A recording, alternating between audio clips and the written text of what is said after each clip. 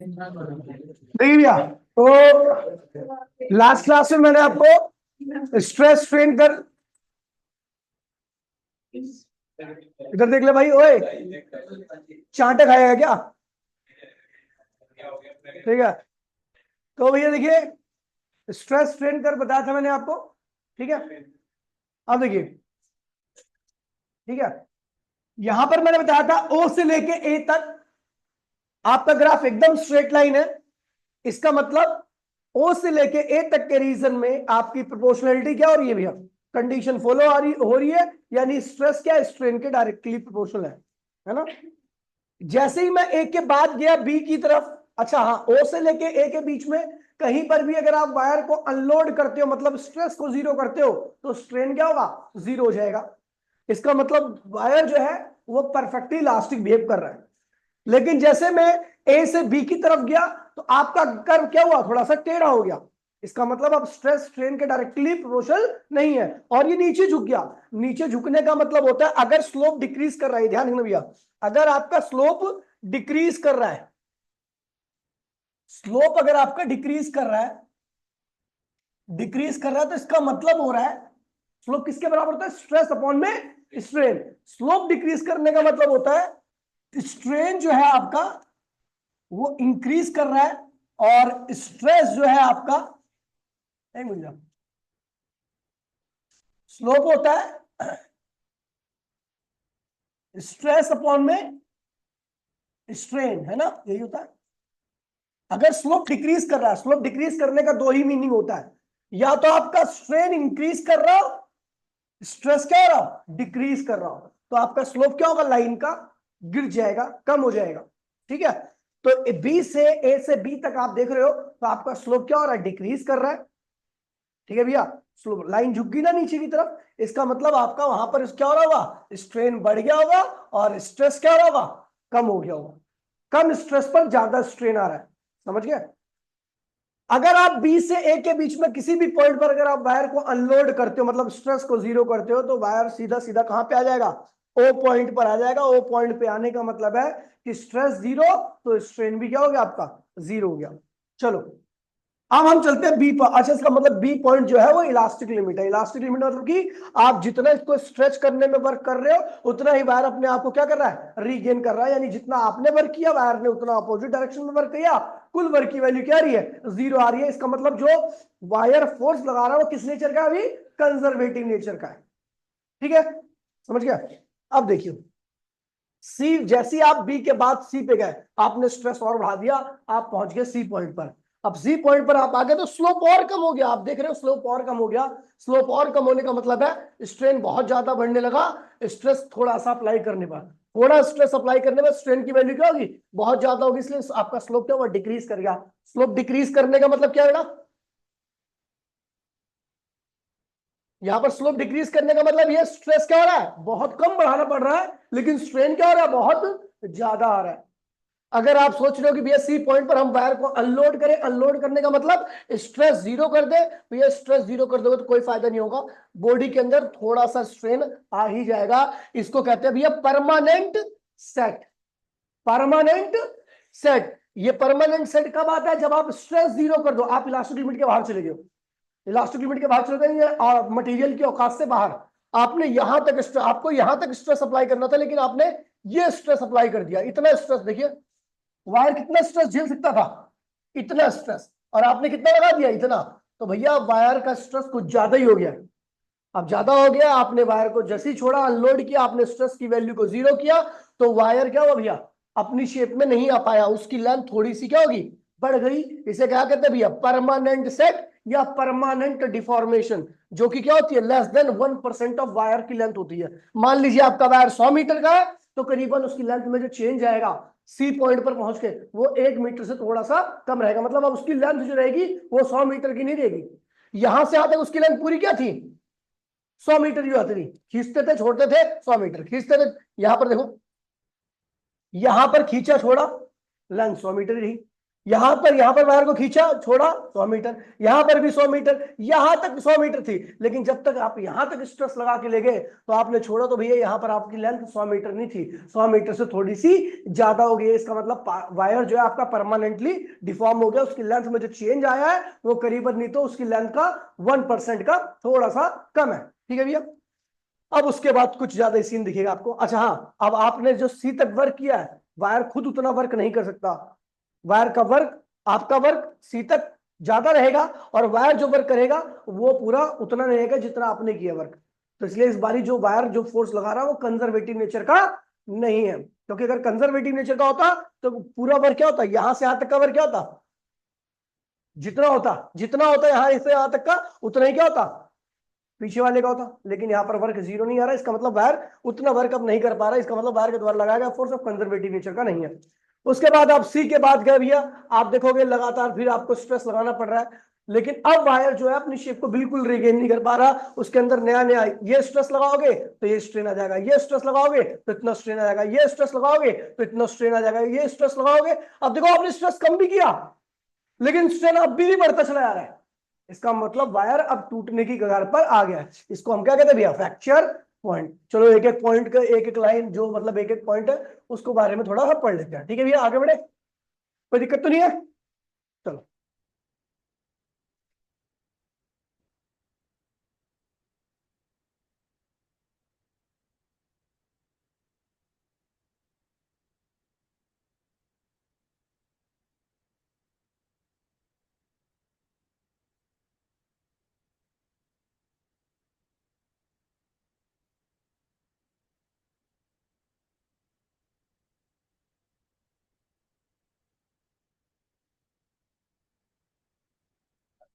चुप हो जा खुशी, कितना बोल रही है तुम्हारा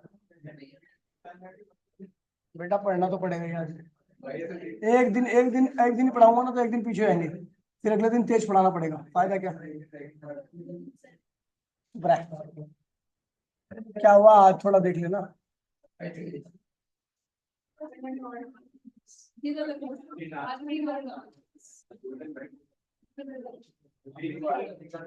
लग गया पूरा।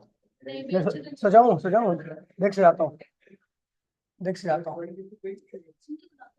हाँ सुंदर तो बना रहा हूँ, देख आगे रंग अब देख सुंदर लग गया। अच्छा बैक आगे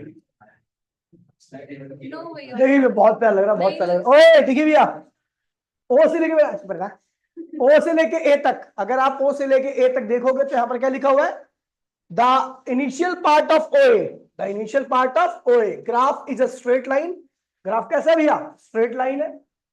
indicating the stress is proportional to strain, ये दिखा रहा है कि स्ट्रेस और स्ट्रेन एक दूसरे क्या है, प्रोपोर्शनल, तभी क्या गया, कैसा क्या है, स्ट्रेट लाइन गया है। ठीक है, up to the A, A तक Hooke's law obeyed, Hooke's law आपका फुली ओबेड हो रहा है। This point is called proportionality limit, and this stage in this region the wire is perfectly elastic, मतलब वो अपनी शेप को पूरी तरीके से रीगेन कर ले रहा है। जैसे आप स्ट्रेस को जीरो कर दे रहे हो तो स्ट्रेन भी क्या हो जा रहा है, जीरो हो जा रहा है। समझ बेटा। अब देखिए अगला पॉइंट, ठीक है, उसके बाद आते हैं अगले पॉइंट पे।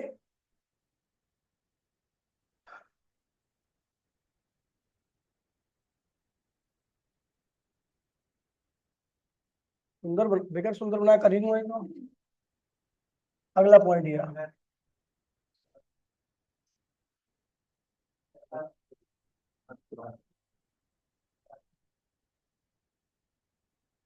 हम्म।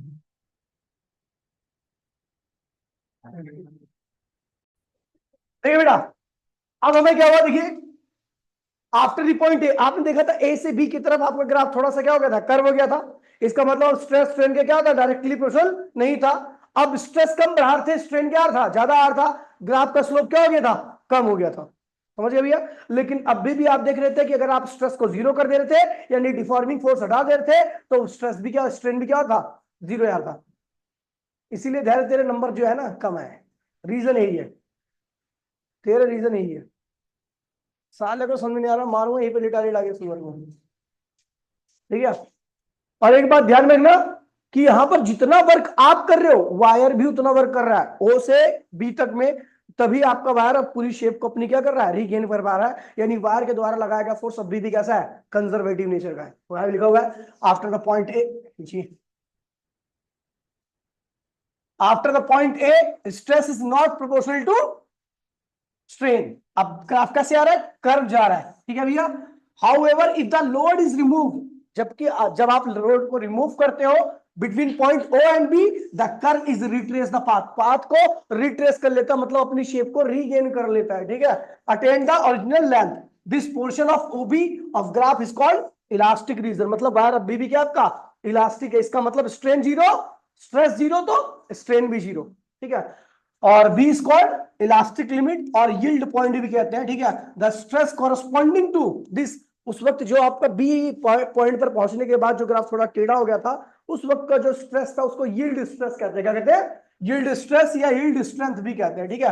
Up two point be the elastic force of the material, देखिए सुन लीजिए, बी पॉइंट तक इलास्टिक फोर्स जो था, जो बॉडी लगा रही थी, हम खींच रहे थे, तो वायर जो इलास्टिक फोर्स लगा रहा था अंदर की तरफ अपनी शेप को रीगेन करने के लिए, वो किस नेचर का था, कंजर्वेटिव नेचर का था। क्यों, क्योंकि वैन दा हम जो वर्क कर रहे थे उसको खींचने में वायर खुद उतना ही वर्क कर रहा था अपने आप को रीगेन करने में, ठीक है भैया। तो वर्क डन बाय हमारे द्वारा बराबर में वर्क डन बाय वायर के द्वारा, दोनों एक दूसरे के बराबर है लेकिन अपोजिट है। टोटल वर्क की वैल्यू क्या आ रही है, जीरो आ रही है। जब तक वर्क आपका और वायर के द्वारा किया गया वर्क जीरो आएगा तब तक फोर्स कैसा रहेगा, कंजर्वेटिव रहेगा, और तब तक ही वायर अपनी शेप को क्या करेगा, रीगेन कर पाएगा। जैसे ही आपका वर्क क्या होगा, वायर के वर्क से ज्यादा होगा, वायर अपनी शेप को अब रीगेन नहीं कर पाएगा, समझ गए भैया। और वायर क्या होगा, परमानेंटली डिफॉर्म हो जाएगा। कोई दिक्कत नहीं होगा।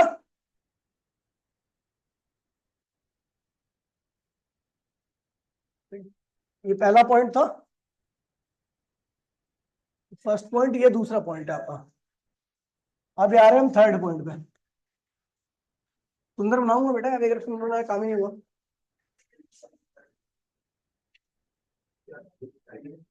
देखिए बेटा, अब क्या हुआ, हम बी पॉइंट के पास चले गए, बी और सी रीजन में आ गए। बी और सी रीजन में आप देखोगे आपका जो कर्व है वो थोड़ा और नीचे झुक गया। इसका मतलब उसका स्लोप क्या हो गया, और कम हो गया। स्ट्रेन ज्यादा बढ़ रहा है, स्ट्रेस कम बढ़ रहा है। अगर आप बी और सी के बीच में किसी भी पॉइंट पर वायर को अनलोड करोगे, मतलब स्ट्रेस को जीरो करोगे, तो वायर अपनी शेप को अब कंप्लीटली रिगेन नहीं कर पाएगा। इसका मतलब आप जितना वर्क कर रहे हो उससे कम वर्क अब वायर कर पा रहा है। इसका मतलब वायर के द्वारा लगाया फोर्स अब कंजर्वेटिव नेचर का नहीं होगा। आप देखिए भैया, beyond the point, beyond the point B strain increases more rapidly than stress. जब स्ट्रेन ज्यादा इंक्रीज करेगा, स्ट्रेस कम इंक्रीज करेगा, तो ग्राफ का स्लोप क्या होगा, नीचे हो जाएगा। क्योंकि स्ट्रेस स्लोप था क्या, स्ट्रेस अपॉन में स्ट्रेन। स्लोप जो था, ओ भाई प्लीज, स्ट्रेस के डायरेक्टली था, और स्लोप जो था, स्लोप जो था वो स्ट्रेन के इनवर्सली था। बेटा अगर स्लोप को बढ़ाना है, स्ट्रेस बढ़ाओगे तो स्लोप बढ़ेगा, लेकिन अगर स्ट्रेन बढ़ाओगे तो स्लोप क्या होगा, कम होगा। यानी अगर आपका स्ट्रेन ज्यादा बढ़ रहा है तो स्लोप क्या हो रहा होगा, कम हो रहा होगा। या फिर अगर आपका स्ट्रेन ज्यादा, स्लोप कम हो रहा है तो स्ट्रेस भी क्या होगा, कम हो रहा होगा। आपको यही देखना है, अगर आपका स्लोप कम हो रहा है तो स्ट्रेन क्या हो रहा है, ज्यादा बढ़ रहा है, ठीक है भैया। तो ओ से थ्री, बी से सी रीजन में खड़ा हो जा। मेरा मत्था खराब हो गया ना, दो ही पकड़े, भूत बना दूंगा मार कहीं पे, ठीक है। तो भैया बी से सी रीजन के बीच में क्या होता है, ग्राफ का स्लोप बहुत कम हो गया। इसका मतलब स्ट्रेन बहुत ज्यादा बढ़ने लगा है। क्या है, आप थोड़ा सा फोर्स लगा रहे हो, स्ट्रेस लगा रहे हो, वायर के अंदर एलोंगेशन क्या हो रही है, बहुत ज्यादा हो रही है। अगर आप बी से सी रीजन में किसी पॉइंट पर वायर को अनलोड करोगे, स्ट्रेस को जीरो करोगे, तो वायर अपनी शेप को रिगेन नहीं कर पाएगा। इसका मतलब आपके द्वारा लगाया गया, आपके द्वारा किया गया वर्डन वर्क वायर पे ज्यादा है, और वायर जो खुद वर्क कर रहा है वो वर्क उतना नहीं है, कम है वर्क, ठीक है भैया। तो अब देखिए, beyond the point B, the strain increases more rapidly than stress. If the load is removed, यानी stress को आपने remove कर दिया, the wire does not come back to its original length. अब वो अपनी लेंथ पे इंक्रीज और वापस कम बैक नहीं कर पाएगा, ठीक है भैया। See even the reduce the stress zero, जब तक आप स्ट्रेस को भी जीरो कर दोगे फिर भी वायर अपनी शेप को रिगेन नहीं कर पाएगा, ठीक है। और इसके अंदर एक स्ट्रेन आता है ओई, ओई जो था ना परमानेंट सेट, ये रहा ओ ई, इतना स्ट्रेन आ गया इसके अंदर परमानेंट। इस पॉइंट का मतलब पता क्या हुआ, कि स्ट्रेस तो जीरो है लेकिन स्ट्रेन इतना है। अगर पॉइंट यहां पर रहेगा तो इसका मतलब स्ट्रेन होगा लेकिन स्ट्रेस जीरो होगा। पॉइंट यहां पर होगा तो स्ट्रेस होगा लेकिन स्ट्रेन नहीं होगा। लेकिन अगर पॉइंट यहां पर है तो स्ट्रेन भी जीरो, स्ट्रेस भी जीरो। जब तक वायर इलास्टिक रहता है सारे बात यहीं पर आके रुकती है, स्ट्रेस जीरो, स्ट्रेन जीरो। लेकिन जब वायर की इलास्टिसिटी कम हो जाती है तो सारे पॉइंट आपको अब इस लाइन पे मिलेंगे, स्ट्रेस जीरो, स्ट्रेन इतना आ गया। थोड़ा और खींचोगे तो स्ट्रेस जीरो लेकिन स्ट्रेन इतना आ गया। ये लगातार मामला क्या होगा आपका बढ़ता रहेगा। ध्यान रखना, बहुत इंपॉर्टेंट ग्राफ है। मैं इतना चिल्ला चिल्ला के इसलिए बता रहा हूं क्योंकि भैया इससे बहुत सारे क्वेश्चंस आते हैं। ठीक है, अब देखिए ओई लेफ्ट। ठीक है भैया, द मटेरियल ऑफ वायर, भाई प्लीज परमानेंट सेट, जो ओई है ना उसको हम परमानेंट सेट कहते हैं। वहां पर आपका स्ट्रेस तो जीरो आता है लेकिन स्ट्रेन जीरो नहीं होता। स्ट्रेन कितना आता है? वायर की लेंथ का 1% से कुछ कम। ठीक है भैया, the fact that the stress strain curve is not retrace. अब रिट्रेस नहीं होगा। रिट्रेस मतलब कि जिस रास्ते से गया था उस रास्ते से अब नहीं आएगा, एक नया रास्ता आएगा और नई डेस्टिनेशन लोकेशन आएगी। क्या रहेगी? ओई। पहले लोकेशन क्या थी? ओ। अब क्या रही? ई लोकेशन पे आके रुक रहा है। ई लोकेशन कहां पर है? स्ट्रेन वाले ग्राफ पर, स्ट्रेन वाली लाइन पे। स्ट्रेन वाली लाइन का मतलब क्या हुआ कि वहां पर स्ट्रेस तो जीरो है लेकिन स्ट्रेन है। पहले ओ वाले पॉइंट पर आके रुक रहा था ग्राफ आपका, वहां पर दोनों जीरो होते थे, यानी वायर क्या इलास्टिक है। लेकिन अब ई वाले पॉइंट पर आकर रुक रहा है, इसका मतलब अब स्ट्रेस तो जीरो है लेकिन स्ट्रेन जीरो नहीं। ठीक है भैया, अब ये क्या है? अब आगे बढ़ते हैं। ये हिस्टैरिसीस आपका काम का नहीं है तो इसलिए ज्यादा दिमाग मत लगाना। ठीक है,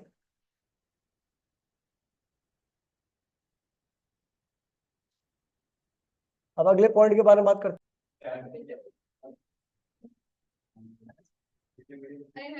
अरे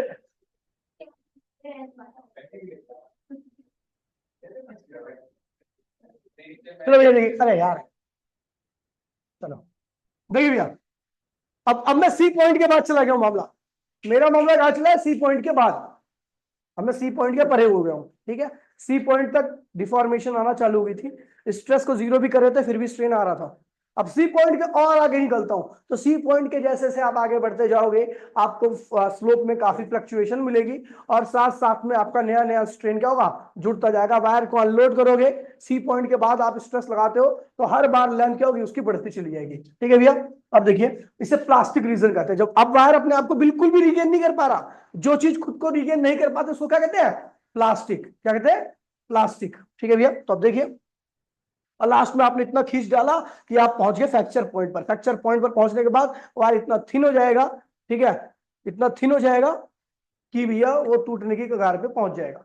ठीक है, लिखवा if the wire is, if the load is increase beyond point C, C point के बाद there is a large increase in the strain. अब सी पॉइंट के बाद आप कर रहे हो बड़ा, अरे अरे अरे अरे बस करना। ठीक है, beyond point C, C point के बाद आप देखोगे स्ट्रेन में क्या हो रही है? बहुत तेजी से बढ़ोतरी हो रही है, स्ट्रेन बहुत तेज बढ़ रहा है। ठीक है भैया, in this region constriction, constriction पता क्या होता है? जब आप किसी चीज को बहुत खींच लेते हो ना तो बीच में थोड़ी रिंकल रिंकल ऐसे ट्विस्टेड हो जाता है, तो जो उसमें से ऊपर खाबर सर पे देखो, किसी चीज को खींचोगे ना तो एकदम जब टूटने की कगार में पहुंचेगा ना तो उसमें जैसे रस्सा खींचो, खींचोगे तो उसमें टूटने के कारण पे थोड़े कंस्ट्रक्शन से आने लगती है, टेढ़ा मेढ़ा हो जाता है ना, तो वही कॉन्स्ट्रिक्शन है। जब आप वायर को बहुत ज्यादा खींच ले, जब वायर को बहुत ज्यादा खींच ले तो उसके अंदर कॉन्स्ट्रिक्शन डेवलप हो जाएगी। ठीक है, कहां पर? जहां पर वायर वीक होता है। ठीक है, और उसके बाद आप डी पॉइंट तक खींच के ले आओ, वायर कहां पहुंच जाता है? फ्रैक्चर पॉइंट पर। कहां पहुंच जाता है? फ्रैक्चर पॉइंट वो पॉइंट होता है कि अगर इस पे आप स्ट्रेस को जीरो भी कर रहे हो फिर भी वायर क्या होगा? अपने वजन से क्या होगा? टूट जाएगा।